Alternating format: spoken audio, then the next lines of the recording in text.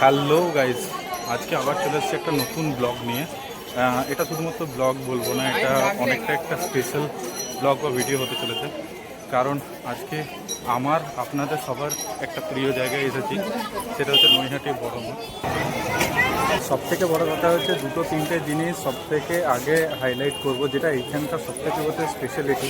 আমি অনেক মন্দিরে গেছি, অনেক জায়গায় গেছি, যেটা এইখানে অ্যাডভান্টেজ সবথেকে বেশি পাওয়া যায় সেটা হচ্ছে এখানে কোনো ভিআইপি লাইন নেই। এখানে সবাই ভিআইপি আর সবাই general, first of all. Second thing হচ্ছে এখানে পাশাপাশি অনেক 50 টাকা থেকে ডালা শুরু, তোমরা নিজেদের মতো ফুল নিয়ে এসেও পুজো দিতে পারবে। এখানে তোমাকে কোনো আলাদা করে কোনো পান্ডা এরকম টাইপের কোনো কিছু তোমাকে ডিস্টার্ব কেউ করার নেই। জাস্ট এসে লাইন দাও এবং চলে যাও। যারা আমাদের দুর্গাপুরের সাইড থেকে আসছো তারা অবশ্যই সকালবেলা 7:15 ইন্টারসিটি এক্সপ্রেস ধরে তোমরা কিন্তু চলে আসতে পারবে, যেটা 9:30টার সময় নৈহাটি স্টেশনে আসে।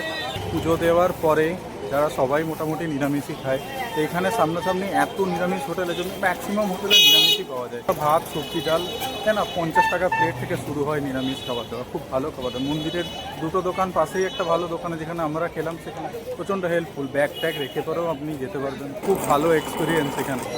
তোমাদের ভালো লাগে অবশ্যই জানাও, আর কমেন্টে জানাবে। এইটার সাথেও যারা নৈহাটি এখনো পর্যন্ত এসেছো এবং তাদের এক্সপিরিয়েন্স যদি শেয়ার করতে চাও, ডেফিনেটলি কমেন্টে জানাবে।